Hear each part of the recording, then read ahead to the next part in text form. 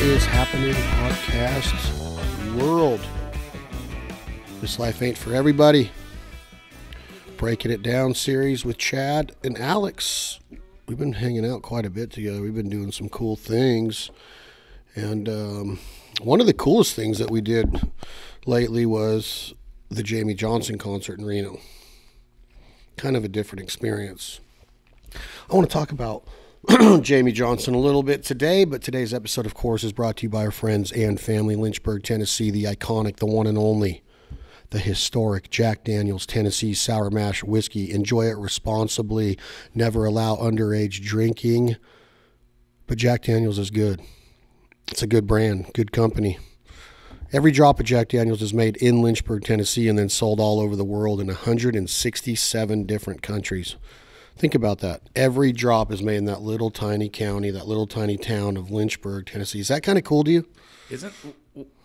What's that kind of rule? It can't be whiskey unless it's made there or something like that, right? Isn't there, or everything else is bourbon or something? And there's one step that separates the bourbon from the whiskey. You know what that is? The barrel, right? The difference between Tennessee whiskey, like Jack Daniel's, for example, and bourbon is after the spirit is distilled, Tennessee whiskey is filtered through sugar maple charcoal. So it's that charcoaling process. And it's filtering. It's crazy, too, because when you know the liquor, when it comes out, it's clear. And you would think that when it would go into that charcoal, you would come out and it would have some tint to it or color to it. No, it filters it to where it's just perfectly clear. And the color comes from what you said before, from sitting in that barrel forever and letting that wood and stuff get in there and give it that rich flavor and that rich color in it. Is it true you can't buy Jack Daniel's in Lynchburg? That it's a dry county? There's no bars or restaurants that serve beer or liquor. It's a dry county. But there's specialty shops for specialty bottle purchases on the distillery property where you can go in there and buy Jack Daniel's like commemorative bottles or special edition bottles, but you can't like go out in the parking lot and have there's no liquor store out there. Yeah, you can't go out there. Now you can go across the county line and then bring it back into the county where Lynchburg is and have it at your house and have a drink. There's no saying you can't have a drink at your house. You just can't buy it there.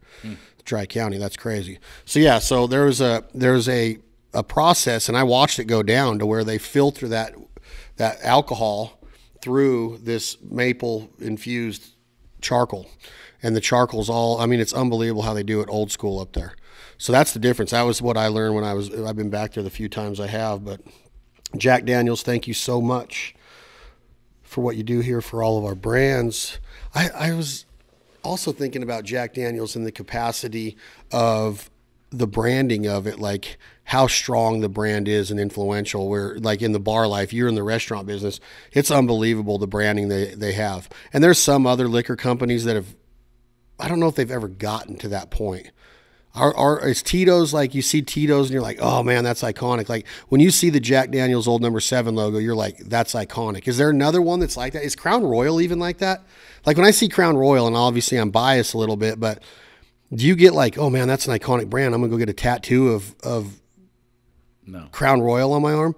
There's more tattoos of Jack Daniel's on people's bodies than any other brand in the world. Well, look how many times it's been ripped off. Not maybe the best word to say, but you know what I mean? A lot of people use that black on white with the, they try to kind of, piggyback off of that iconic logo, like you said, and that branding. It happens all the time. I mean, Jack and Coke is, that's like a commodity item in a bar. Everybody drinks a Jack and Coke.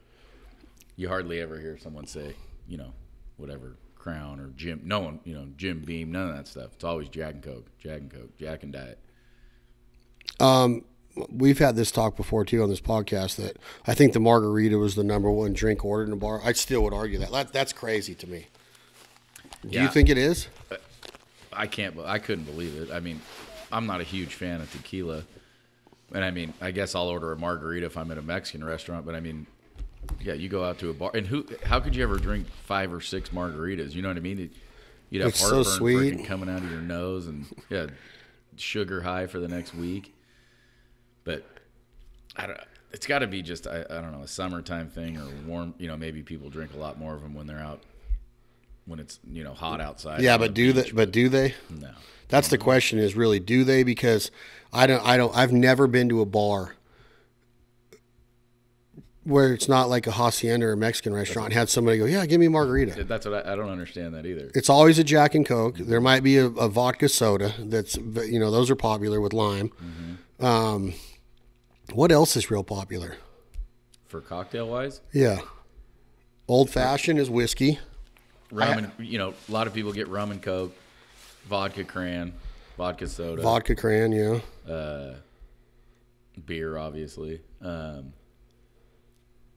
Yeah, the old fashions they're really coming on. You know, we've talked about the hipster movement, and I'm not saying that all the old fashions are hipsters, but it's coming back. You know, I remember the Revilios. You know, Jack and Tom were huge old fashioned drinkers before, yeah, you know, anybody even knew, not before they knew what they were, but way before I ever knew what an old fashioned was. And I mean, it is an old school kind of a drink, but that and the Manhattan, you know, which is another whiskey drink that they're popular. I like to see that, you know, the whiskey movement, I guess I would call it. You know, a lot more people out wanting to drink whiskey drinks or whiskey straight up. You know, I mean, that's a big time movement now. It's just, you don't need anything else in it. You know what I mean? Just neater on the rocks. Yeah, and I agree. Right? I mean, it tastes good the way it is. I again, maybe in a crowded bar scenario at the Angler and Hagerman, you know, I'm not drinking a whiskey neat or anything like that, you know, but. No, I love it, especially at home now, man. Just like if you want to chill out for the night and you have one. Yeah. Jack's got this barrel proof in their barrel select program, you know, in their they got the barrel proof, which is unbelievable proof. I think it's 137 on this barrel proof whiskey. You know, it comes in the single barrel variety. You got the Jack, you got the German Jack, then you got single barrel, then you got single barrel proof, and now they just came out with single barrel from Coy Hill special edition. And I got a bottle of it. It's 147.3 proof. Oof. I just saw 147.3 proof. That's over what? 147 proof is like 73.5% alcohol. Yeah. That's stout. Yeah, and it's so good and so smooth. I just saw I remember before we were talking about that what was it, a 10-year bottle that you got that were so rare, that Jack Daniel 10-year aged? I just saw somebody on social media bragging that they had gotten a bottle of that, and I thought you had 3 of them. I have more than that. Well, that the government knows about. That stuff is awesome, dude. That 10-year-old that just came out a couple months ago. Everything they make is awesome. Old Number 7 is great, but we're not really breaking down Jack Daniels. I just wanted to talk to him about it a minute because you don't need to obviously overdo it. You just have to have a couple, maybe 2 drinks, and you feel good, and the flavor is unbelievable. We had one last night, and the reason we did is we're celebrating just how lucky we are to get the things that we do, to get to do the things we do. And me and you were in the truck talking, like, you know, how does it get to that point in a person's life of like, you start to imagine, like, why are we getting all these opportunities? You know what I mean? It's kind of, do we deserve this kind of attitude? That's my attitude, is like, we work hard, but how is all of this happening? Like where we're sitting right now and where we've been hunting lately and what the shows we've been going to. And then we're already got our plans for Nashville and what we're going to be doing there with some musicians. And then we're going straight to snow goose hunting in Nebraska. Then we're leaving that and we're going straight to spring training. Like, think about that. They call that a pinch me moment. A lot of pinch me moments, though. I'd have bruises all over my body depending on who was pinching me. I mean, the last few days have just been crazy. I don't know. Did we discuss where we're at right now? Well, did you let anyone in? I don't really discuss where we're at. It's kind of a secret all the time. They might hear about it a little bit more over on our Foul Life podcast. You might hear some ducks in the background. There's a lot of them here.